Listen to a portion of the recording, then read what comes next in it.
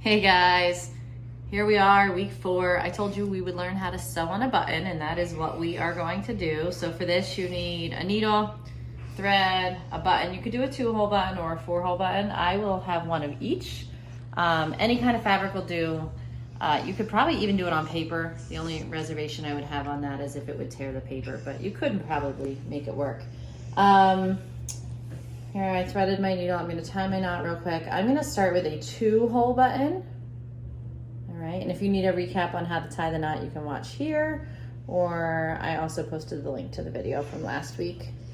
Again, I started with about 2 feet of thread, which should be about enough. All right, so I'm gonna use really contrasting fabric, thread, and button here, just to kind of hopefully make it so you can see better. The first thing we're gonna do is we're gonna just take a pinch in our fabric and we're gonna go through it. I just stabbed my finger. And this is to create an anchor for our button to fall onto, okay? Then you're gonna take your button, you're gonna put it on your needle, and you're gonna let it fall to the bottom. Make sure you cover up that anchor. So you don't want your button over here if your anchor's here. You're gonna wanna cover it up. If you feel like the thread is too long, you can take your scissors. Mine are thread cutters here, but they'll work. And cut the excess thread. Make sure not to cut your knot. All that hard work would go away. All right, and there we go. So I came up through one buttonhole. I'm going to go down through the other buttonhole all the way to the other side. And pull tightly.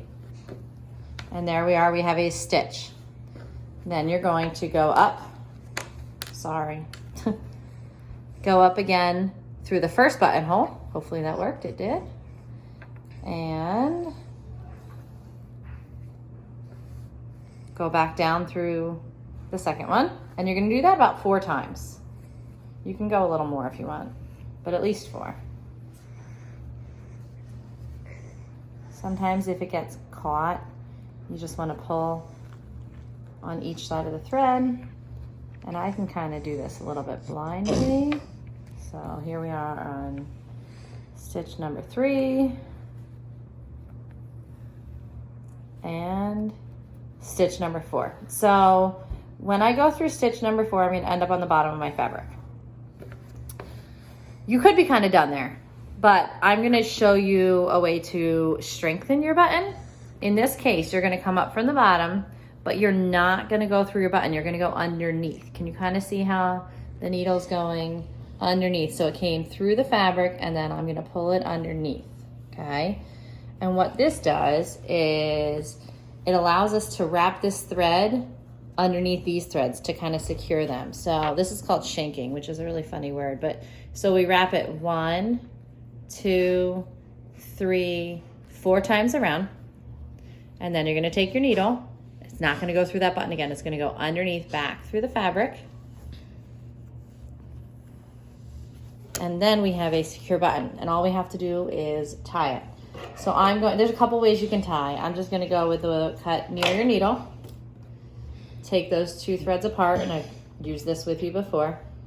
Cross like you're tying your shoes. Do that 2 or 3 times. Do 3, maybe not. I'm gonna cut off my excess thread, and we have a button.